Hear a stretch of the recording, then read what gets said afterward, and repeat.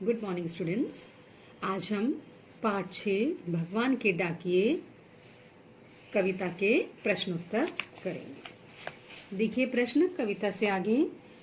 कवि ने पक्षी और बादल को भगवान के डाकिए क्यों बताया है, स्पष्ट कीजिए। प्रश्न है कि कवि ने पक्षी और बादल को भगवान के डाकिए क्यों कहा है। कवि ने पक्षी और बादल को भगवान के डाकिए इसलिए बताया है क्योंकि जिस प्रकार भगवान पूरे संसार को एक मानकर उसका पालन पोषण करते हैं, वैसे ही पक्षी और बादल बिना भेदभाव किए एक देश से दूसरे देश में उड़ते हैं। सेकंड क्वेश्चन देखिए, पक्षी और बादल द्वारा लाई चिट्ठियों को कौन कौन पढ़ पाते हैं, सोचकर लिखिए। जो पोस्टमैन चिट्ठी लाता है उसको तो हम पढ़ते हैं, लेकिन जो चिट्ठी पक्षी और बादल लाते हैं उनको कौन पढ़ता है। पक्षी और बादल द्वारा लाई गई चिट्ठियों को पेड़ पौधे, नदियां, पहाड़ और सागर अच्छी तरह समझ पाते हैं और पढ़ लेते हैं। किन पंक्तियों का भाव है, अब ये पंक्तियां दी हैं और ये भाव दिया है, और कौन सी पंक्ति जो है कविता की आई आपको इस पे लिखना है। पक्षी और बादल प्रेम, सद्भाव और एकता का संदेश एक देश से दूसरे देश को भेजते हैं। तो पंक्तियां देखिए कौन सी आई हैं। पक्षी और बादल ये भगवान के डाकिए हैं जो एक महादेश से दूसरे महादेश को जाते हैं। सेकंड है आपका, प्रकृति देश देश में भेदभाव नहीं करती, एक देश से उठा बादल दूसरे देश में बरस जाता है। पंक्तियां देखिए,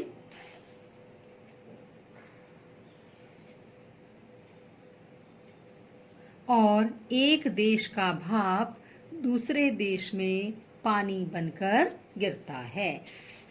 ये पंक्तियां कविता से ले लेंगे। नेक्स्ट क्वेश्चन है, पक्षी और बादल की चिट्ठियों में पेड़ पौधे, पानी और पहाड़ क्या पढ़ पाते हैं। यानी जो पेड़ पौधे, पानी और पहाड़ हैं, ये जो पक्षियों और बादल द्वारा लाई गई चिट्ठियां, इनमें वो क्या पढ़ते हैं। पक्षी और बादल की चिट्ठियों में पेड़ पौधे, पानी और पहाड़ भगवान का भेजा संदेश पढ़ते हैं, यानी ईश्वर ने जो संदेश भेजा है उसको पढ़ते हैं। भगवान पूरे विश्व को समान मानकर अपना प्रेम सभी में बराबर बांटते हैं।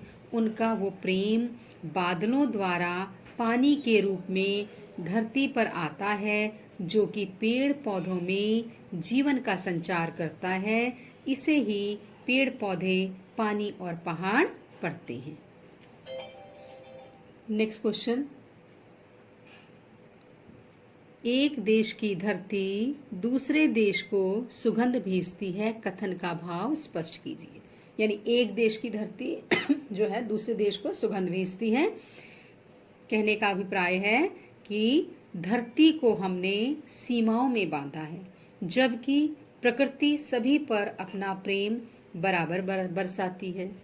जब एक इंसान एक देश से दूसरे देश जाता है तो उसे पासपोर्ट, वीजा और कई अन्य कागज बनवाने पड़ते हैं, जबकि सुगंध को एक देश से दूसरे देश में जाने से कोई नहीं रोक सकता। ये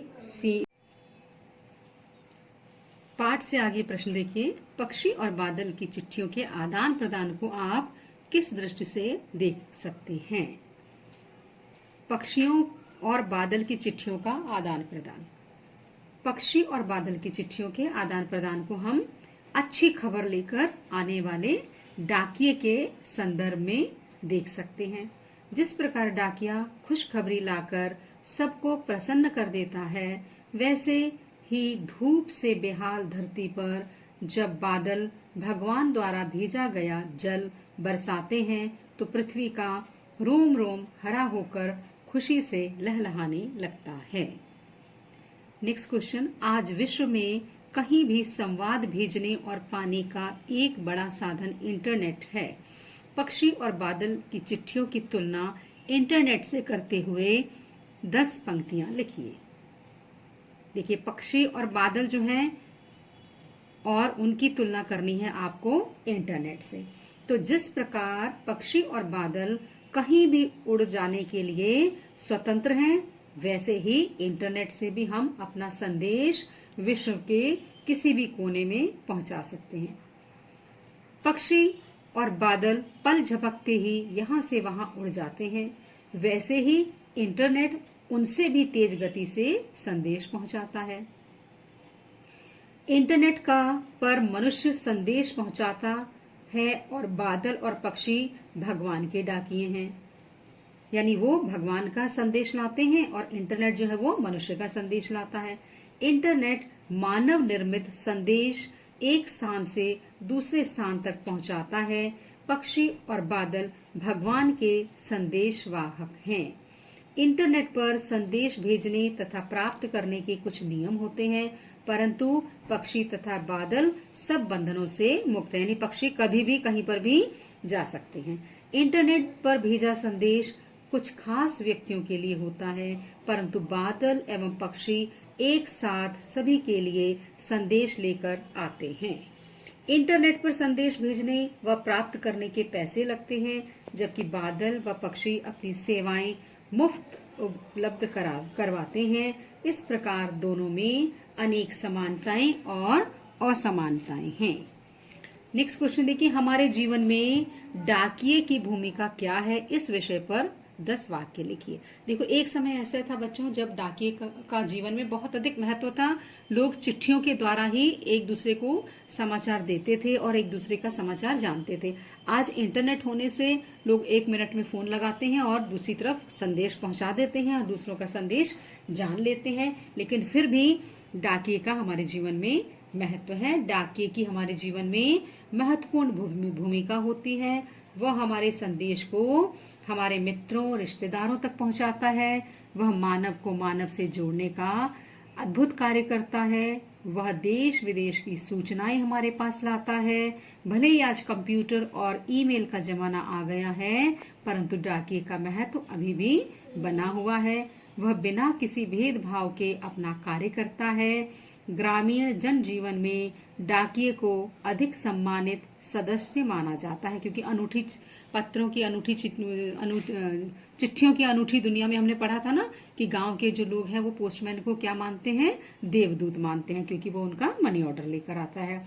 उसके द्वारा लाए गए दुख के संदेश जहां एक ओर हमें दुखी करते हैं, तो दूसरी ओर उसके द्वारा लाए गए संदेश अच्छे संदेश हमारे जीवन में खुशियां भर देते हैं। डाकिया एक छोटे से पत्र को सही व्यक्ति तक पहुंचाने के लिए दूर दूर तक का रास्ता तय करता है। इससे हमें उसके जीवन से परिश्रम करने और ईमानदार बनने की प्रेरणा मिलती है। अनुमान और कल्पना में दिया है, डाकिया इंटरनेट के वर्ल्ड वाइड वेब तथा पक्षी और बादल, इन तीनों संवाद वाहकों के विषय में अपनी कल्पना से एक लेख तैयार कीजिए। लेख लिखने के लिए आप चिट्ठियों की अनूठी दुनिया पाठ का सहयोग ले सकते हैं। तो आपको इसके ऊपर एक लेख तैयार करना है, जिसको आप मौखिक रूप से तैयार करेंगे और जब आवश्यकता होगी तो मैं आपसे ये सुन लूंगी और इसको आप एक अपने भाव अभिव्यक्ति के तौर पर इसको तैयार करेंगे।